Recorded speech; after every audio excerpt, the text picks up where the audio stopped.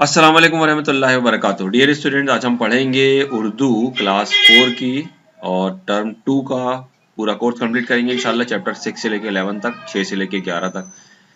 तो सबसे पहले जो चैप्टर है वो है चैप्टर नंबर 6, सबक नंबर 6, अंधा और लंगड़ा। इंग्लिश में कहेंगे द ब्लाइंड एंड द लेम। चलिए देखते हैं क्या है इसमें। एक बहुत अच्छी स्टोरी है, कहानी है दो लोगों की, जिसमें से एक अंधा है और एक लंगड़ा है। अल्फाज जो नए हैं वो देखिए क्या है। गांव, जवान, मुसीबत, जानिब, आसान। चलिए शुरू करते हैं। गांव में रहता था एक अंधा गरीब, देख सकता ही न था दूर और करीब। दूसरा एक गांव में लंगड़ा भी था, गांव तक नदी का पानी आ गया। नदी को नदी भी कहते हैं। देख कर छोटा बड़ा घबरा गया, गिर पड़े उस गांव के सारे मकान। गिर पड़े उस गांव के सारे मकान, भाग निकले बच्चे बूढ़े और जवान। अंधे ने लंगड़े से घबराकर कहा, भाई अब मुझको मुसीबत से बचा। अंधा तब लंगड़े को कंधे पर बिठा, दूसरे गांव की जानिब चल दिया। रास्ता लंगड़ा बताता जाता था और अंधा जा रहा था भागता। देखो बच्चों, मेल जोल आता है काम, सख्त भी आसान हो जाता है काम। अल्फाज माना देखिए। गरीब यानी मुफलिस पुअर, करीब यानी पास नियर, सारे सब ऑल, मकान यानी घर होम, जवान यानी जवां साल यंग, मुसीबत यानी परेशानी डिफिकल्टी, गांव यानी करिया या विलेज, की जानिब यानी की तरफ टुवर्ड्स, रास्ता यानी राह पाथ, सख्त यानी मुश्किल डिफिकल्ट, आसान यानी सहल इजी। खाली जगहों में तुक वाले मिसरे लिखिए। तुक वाले मिसरे यानी मिलते जुलते जो तुक वाले हैं, जैसे नज़म में दिए हुए हैं वो लिखना है। जैसे कि गांव में रहता था एक अंधा गरीब, देख सकता ही न था दूर और करीब। ये नज़म से देखकर आपको लिखना है। गांव तक नदी का पानी आ गया, देखकर छोटा बड़ा घबरा गया। इस तरीके से ये दोनों को भी आपको मुकम्मल करना है नज़म से देखकर। चलिए दर्ज सवाल के मुख्तसर जवाब लिखना है। गांव में कौन दो बेबस और मजबूर लोग रहते थे? गांव में दो बेबस और लोग, अंधा और लंगड़ा रहते थे। गांव में क्या आ गया था? गांव में नदी का पानी आ गया था। अंधे ने लंगड़े से क्या कहा?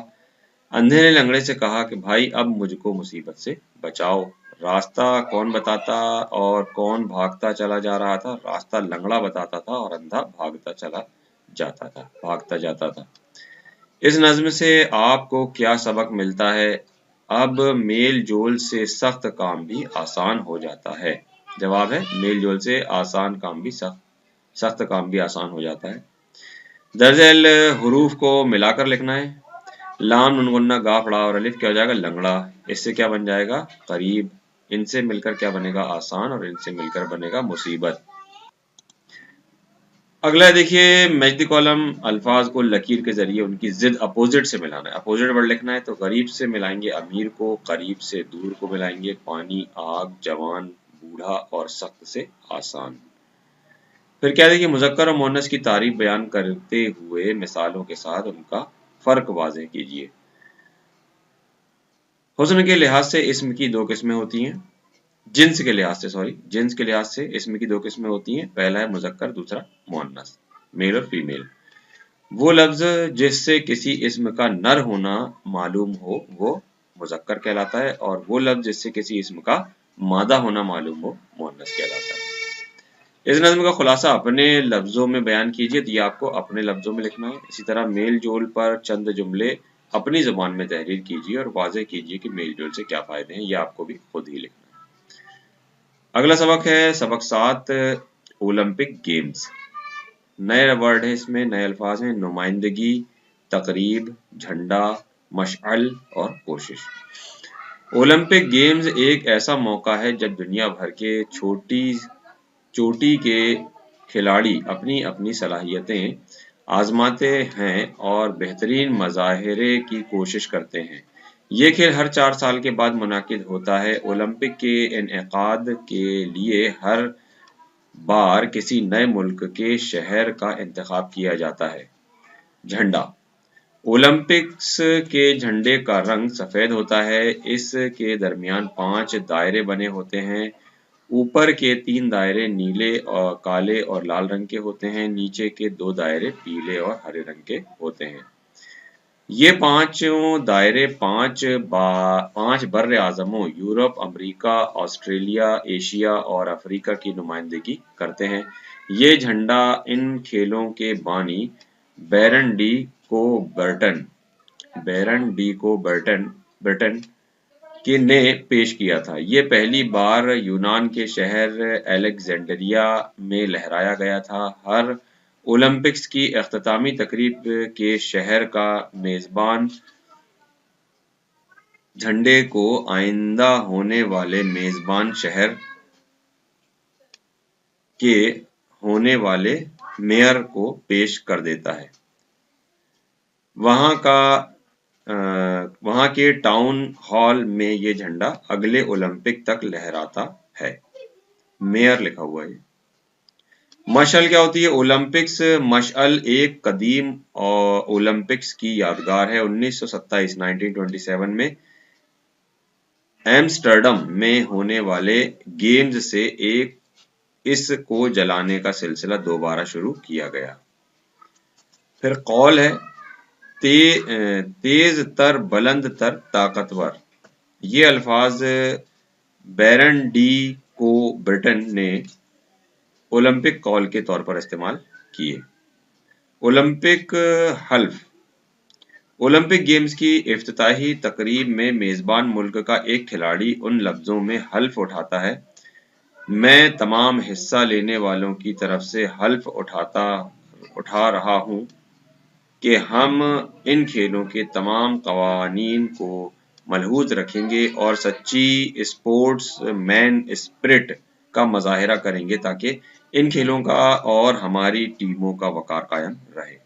ओलंपिक अकीदा ओलंपिक खेलों का असल मकसद जीतना नहीं होता बल्कि इनमें हिस्सा लेना होता है। ठीक उसी तरह जिंदगी का मकसद जीतना नहीं बल्कि मुसलसल कोशिश करते रहना है।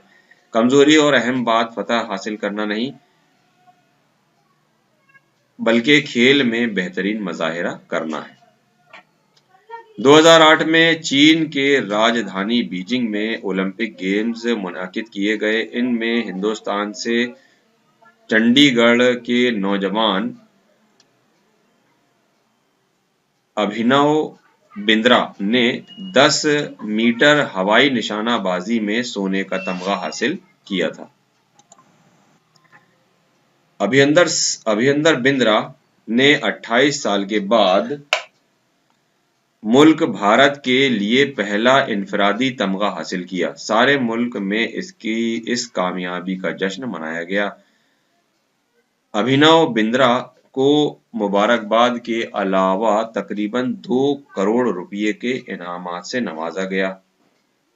इससे पहले 1908 में हिंदुस्तान को हॉकी में अव्वल आने पर सोने का तमगा मिला था, गोल्ड मेडल।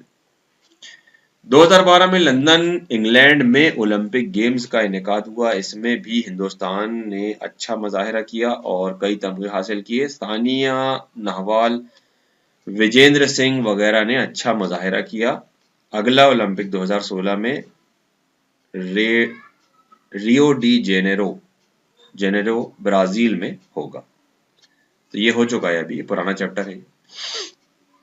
अल्फाज माना देखिए, मौका यानी वक्त खास यानी ओकेशन, चोटी के खिलाड़ी यानी बेहतरीन खिलाड़ी, बेस्ट प्लेयर्स, सलाहियतें यानी लियाकत, हुनर का कमाल, एबिलिटीज, मज़ाहिरा यानी किसी काम में कमाल की कोशिश, कारकर्दगी परफॉर्मेंस, इंतखाब यानी चुनाव सिलेक्शन, झंडा परचम फ्लैग, दायरा यानी गोल घेरा सर्कल, बर आज़म यानी आइलैंड, नुमाइंदगी करना यानी बाग डोर संभालना, टू लीड, बानी यानी बनाने वाला, मेकर फाउंडर, इख्तितामी तकरीब यानी आखिरी तकरीब या रस्म, फाइनल प्रोग्राम, मेज़बान यानी इस्तकबाल करने वाला होस्ट, कदीम पुराना ओल्ड एंशियंट, यादगार यानी मेमोरियल, और इसी तरह इफ्तिताही तकरीब यानी रस्म आगाज, इब्तदाई कार्रवाई प्रोग्राम, इनॉग्रल प्रोग्राम, हल्फ यानी कसम ओथ, कवानीन कानून की जमा, रूल्स लॉज, वकार यानी इज्जत आबरू ऑनर, स्पिरिट यानी हौसला जज्बा पेशन करेज, फतह यानी जीत विक्ट्री, मकसद यानी नस्बुल ऐन एम पर्पस, मुसलसल यानी लगातार,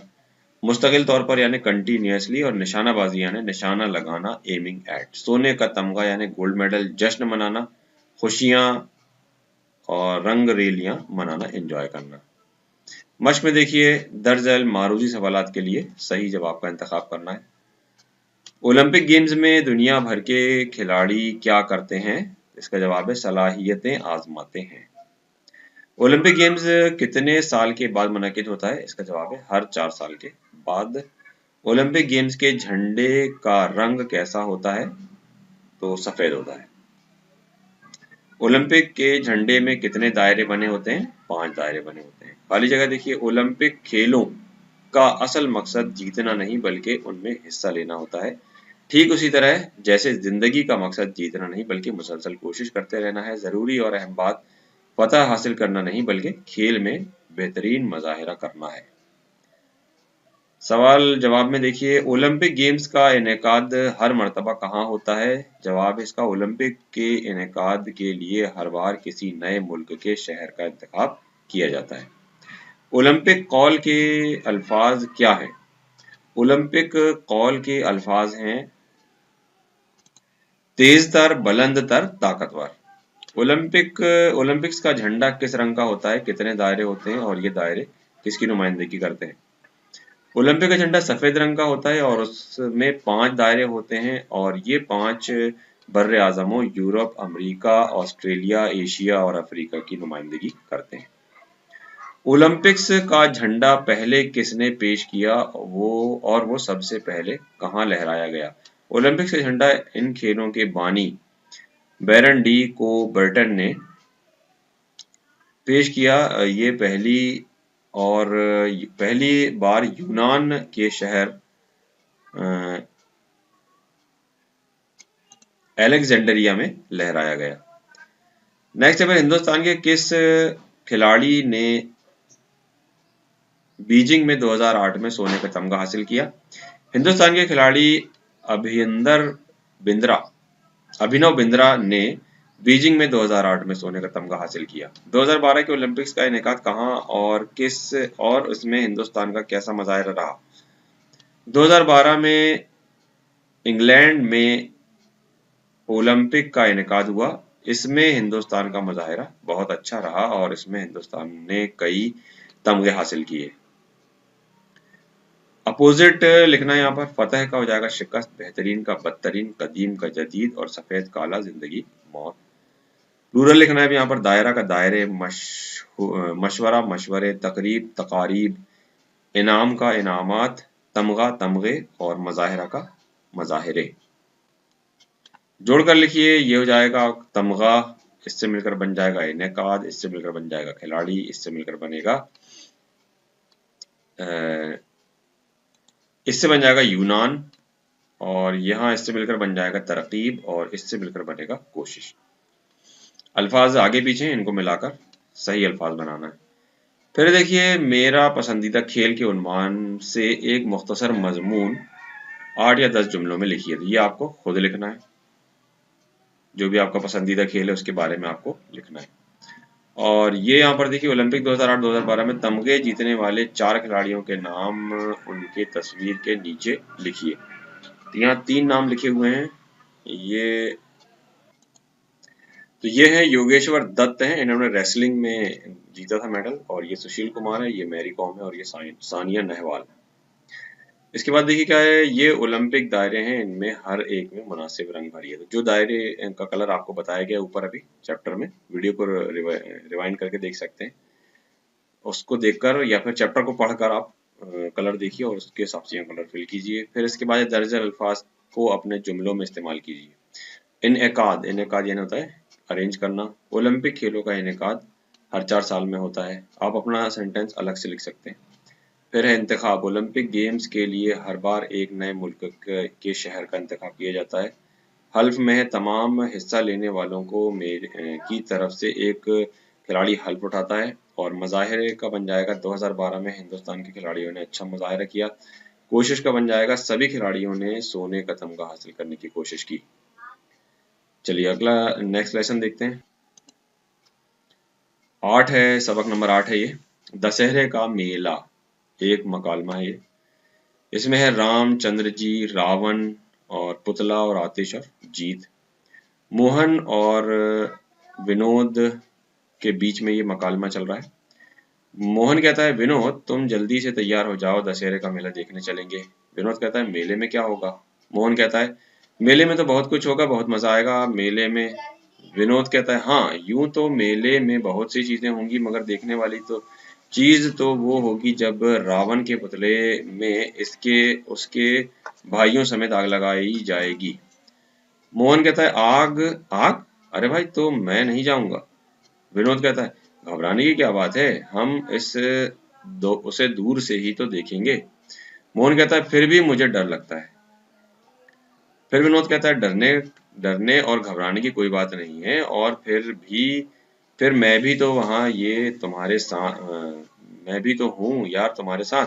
क्या तुम नहीं चाहते कि तुम्हें अपने पुरखों आबा व अजदाद की सदियों से चली आ रही रिवायात का पता चले? मोहन अच्छा, रावण को क्यों जलाया जाता है? तो विनोद कहता है कि देखो विनोद, रावण बहुत बड़ा आलिम था। हिंदू मजहब के मुताबिक, अकीदे के मुताबिक वो सदा की जिंदगी पा सकता था, लेकिन उसने एक गलत हरकत की। इस वजह से आज तक उसे इसी तरह याद किया जाता है कि उसके पुतले और उसके भाइयों के पुतले सबको नजर आतिश किया जाता है। मोहन कहता है कि रावण ने ऐसी क्या गलती की कि रहती दुनिया तक उसे यूं ही जलाकर याद किया जाएगा। विनोद कहता है उसने रामचंद्र जी की बीवी पत्नी को धोखे से उठा ले जाने का गलत काम किया था, इसी वजह से रामचंद्र जी ने लंका पर चढ़ाई की, रावण मारा गया और रामचंद्र जी की जीत हुई। मोहन कहता है कि फिर तो रामचंद्र जी की जीत बुराई पर अच्छाई की जीत होगी। तो विनोद कहता है बिल्कुल ठीक कहा तुमने मोहन, अब क्या इरादा है तुम्हारा तुम्हारा चलोगे? मोहन एक शर्त पर। वो शर्त ये कि घर वापस आकर तुम मुझे ये पूरी कहानी सुनाओगे, मंजूर है ये शर्त? विनोद कहता है बिल्कुल सुनाऊंगा भाई, अब तो चलो बहुत देर हो गई। मोहन कहता है चलो अब हम दशहरे का मेला देखने के लिए चलते हैं, वहां पहुंचकर झूला झूलेंगे, मिठाइयाँ खाएंगे, बड़ा मजा आएगा आज मेले में। दोनों मेला देखने चले जाते हैं। तो ये एक स्टोरी है क्यों जलाया जाता है दशहरा। हालांकि रावण की पूजा भी होती है लंका में, और ये सब जो है पुराने जमाने के राजा महाराजा थे, इनकी लड़ाइयाँ हुई हैं आपस में, तो इस वजह से ये कुछ जो है रस्में मनाई जाती हैं। और जो है यहाँ पर इस्लाम के हिसाब से मेला देखने जाना मना है। किसी भी किस्म के मेले जो लगते हैं उन मेलों में जाना मना है, नहीं जाना चाहिए, क्योंकि बेहयाई होती है वहाँ पर और बेदीनी काम होते हैं सब वहाँ पर, इसलिए आप लोग बिल्कुल नहीं जाएंगे ऐसे मेलों में। चलिए अल्फाज माना देखते हैं। मजा यानी तफरीह मुराद है, एंजॉयमेंट यानी पुतला, मुजस्समा या किसी शख्स को नमूना या स्टेच्यू, पुरखे यानी आबा अजदाद, बुजुर्ग यानी दादा परदादा फोर फादर्स, सदियों यानी सदी का जमा लफ्ज, 100 साल के अरसे को सदी कहते हैं, 100 से अ पीरियड ऑफ 100 ईयर्स या सेंचुरी भी कहते हैं। रिवायत यानी रिवायत की जमा, कस्टम या ट्रेडिशन, प्रथा कहते हैं हिंदी में से। आलिम यानी ज्ञानी या इल्म वाला था, लर्नड मैन कह सकते हैं इसको। स्कॉलर यानी हरकत, स्कॉलर भी कहते हैं। हरकत यानी काम, एक्शन, नजर आतिश कर देना, आग लगा देना, टू सेट फायर। तो इस्लाम में किसी भी चीज को आग से जलाना हरगिज मना है, हराम है। किसी भी चीज को आग नहीं लगाना चाहिए बगैर जरूरत। चढ़ाई या मुराद है हमला, एग्रेशन, बुराई, बुरा काम, इविल, शर्त, तयशुदा बात, कंडीशन, कहानी यानी अफसाना, किस्सा, स्टोरी, आतिश यानी आग, फायर, बीवी यानी पत्नी, शरीक हयात, वाइफ। चलिए इसकी एक्सरसाइज देखते हैं अब। सही जवाब चुनकर लिखिए। मोहन ने विनोद से कौन सा मेला देखने के लिए कहा? दशहरे का मेला। रावण क्या और कैसा था? एक बड़ा आलिम था। रावण ने धोखे से किस को उठा लिया था? तो उसका जवाब है रामचंद्र जी की बीवी को, सीता को। लंका की चढ़ाई में किसकी जीत हुई? रामचंद्र जी की। फिर सही गलत में देखिए, मेले में बहुत सी चीजें होती हैं, सही है। विनोद और मोहन दोनों मेला देखने जा रहे थे, बिल्कुल सही है। रावण के पुतले को गरकाब किया जाता है, गरकाब यानी पानी में डुबाया जाता है, तो ये गलत है, आग लगाई जाती है। और लंका पर रामचंद्र जी ने हमला किया था, बिल्कुल सही है। फिर क्या है, किसने किससे कहा था? मेले में क्या होगा, विनोद ने मोहन से कहा था। फिर भी मुझे डर लगता है, मोहन ने विनोद से कहा था। और फिर आगे है, अरे भाई तो मैं नहीं जाऊंगा, मोहन ने विनोद से कहा था। तीनों चीजें मोहन ने विनोद से कहा है। सवाल जवाब में देखिए, रावण के पुतले में किसके साथ आग लगाई जाती है? रावण के पुतले में उसके भाइयों समेत आग लगाई जाती है। रावण ने कौन सा बुरा काम किया था? रावण ने रामचंद्र जी की बीवी को धोखे से उठा ले जाने का बुरा काम किया था। रामचंद्र जी की जीत कैसी जीत है? रामचंद्र जी ने लंका पर चढ़ाई की, जिसमें रावण मारा गया और रामचंद्र जी की जीत हुई। मोहन ने किस शर्त पर मिला जाना कबूल किया? विनोद उसको घर आकर पूरी कहानी सुनाएगा, इस शर्त पर उसने मिले जाना कबूल किया। अपोजिट वर्ड मैच करना है, आग का हो जाएगा पानी, आलिम का हो जाएगा जाहिल, जीत का हार और बुराई का अच्छाई। दर्ज अल्फाज का इमला दुरुस्त करना है, तो कहानियां में क्या आ जाएगा? कहानियां गुनगुना जाएगा और लिखा जाएगा। फतह में बड़ा हा आएगा, रावण में वाव आ जाएगा, और बीवी में बीबी लिखा है बीबी हो जाएगा। हरकत में बड़ा हा आ जाएगा और गलती का गलती गैन हो जाएगा।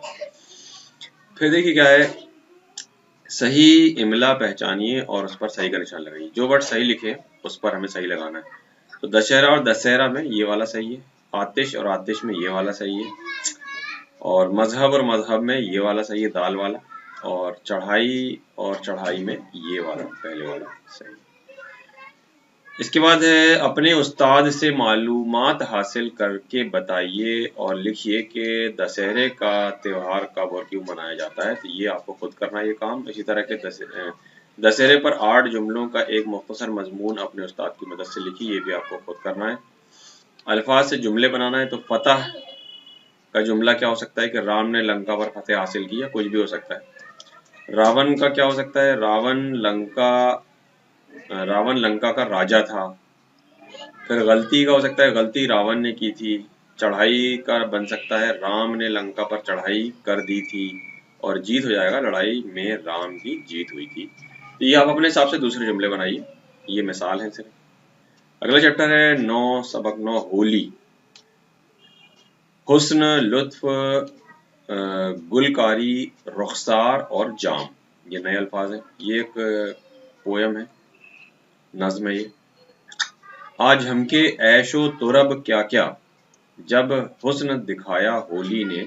हर आन खुशी की धूम मची, यूं लुत्फ जताया होली ने। हर खातिर को खुर्स सनद किया, हर दिल को लुभाया होली ने। बाजार गली और कूचों में गुल शोर मचाया होली ने। हर जा के थाल गुलालों से हर खुश रंग की गुलकारी है राग बहारें दिखलाते और रंग भरी पिचकारी है। मुंह सुर्खी से गुलनार हुए तन केसरी की तैयारी है। ये रूप झमकना दिखलाया, ये रंग दिखाया होली ने।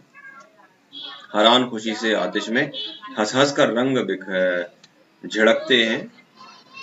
रुखसार गुलालों से गुलगू कपड़ों से रंग टपकते हैं।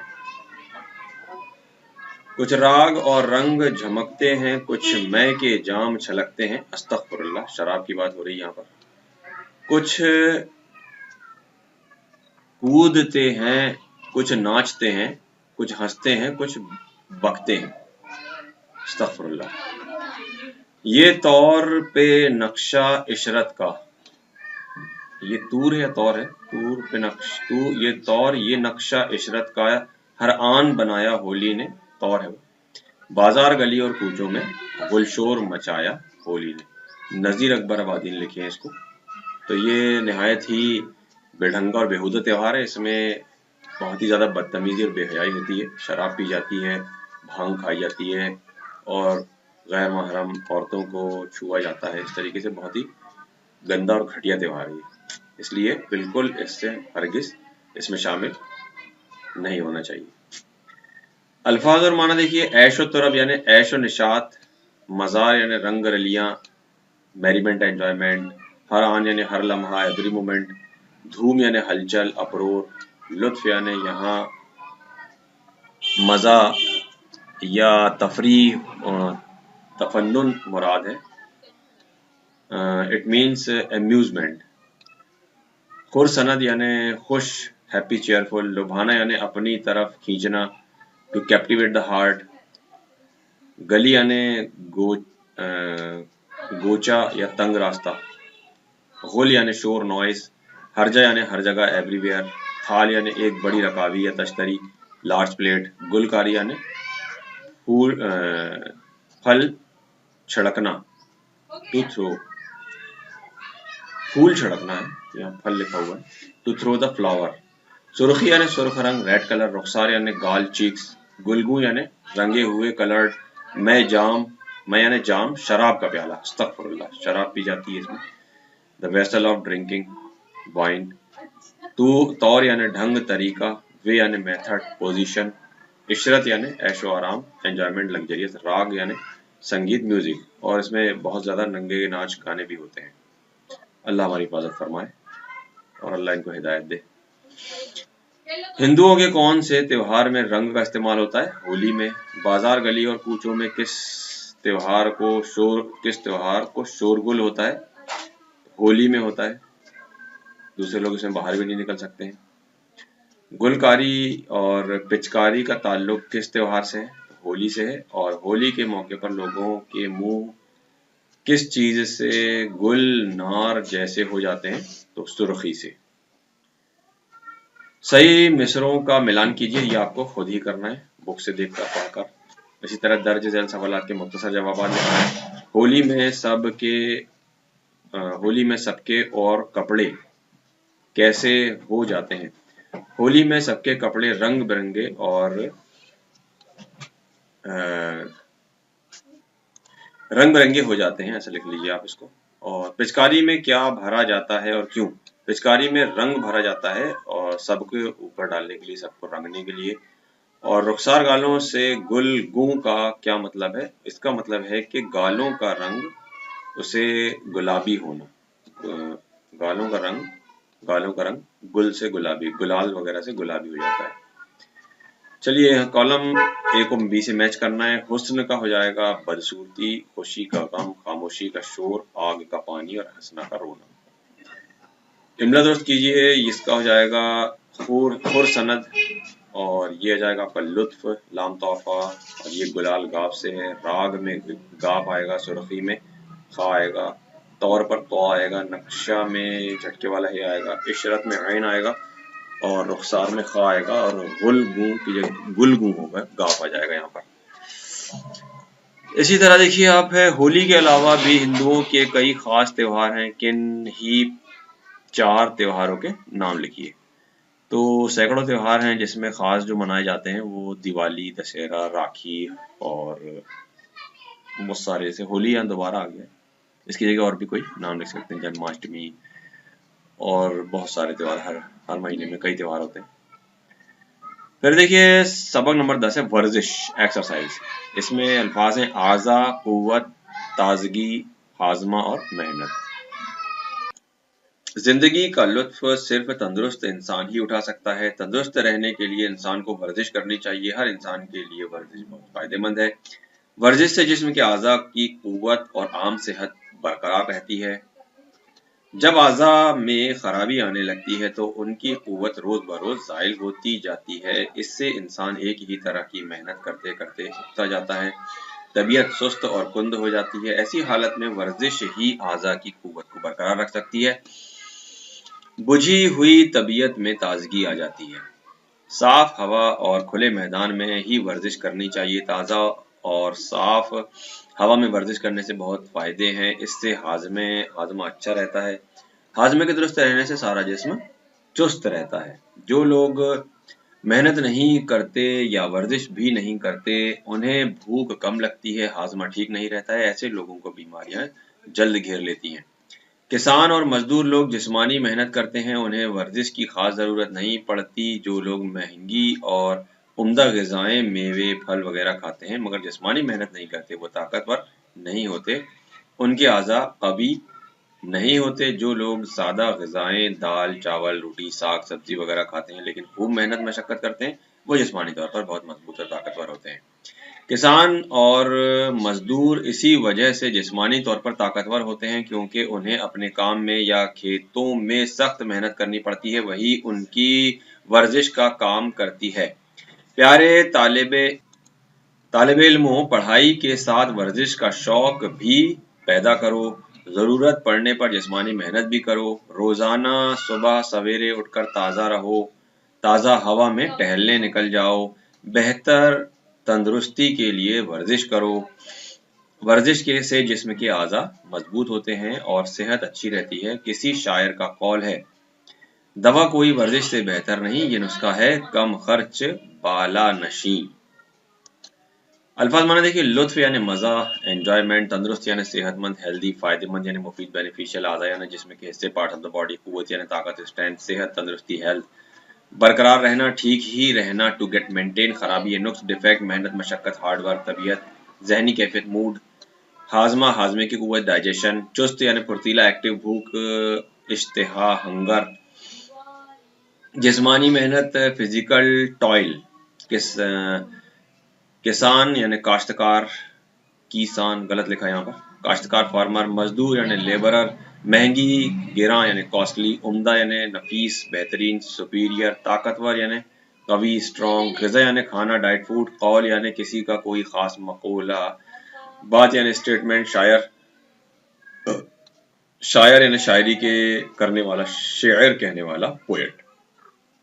मश्क में देखिए, कैसा आदमी जिंदगी का लुत्फ उठाता है, तो तंदुरुस्त आदमी। वर्जिश के लिए की जाती है, तंदुरुस्त रहने के लिए। वर्जिश किस लिए की जाती है? तंदुरुस्त रहने के लिए। जिस्म और आज़ा की कुव्वत किस चीज़ से बरकरार रहती है? वर्जिश से। और हाजमा किस चीज़ से बेहतर होता है? वर्जिश से। खाली जगह, हर इंसान के लिए वर्जिश बहुत फ़ायदेमंद है। वर्जिश जिस्म के आज़ा की कुव्वत और आम सेहत बरकरार रहती है।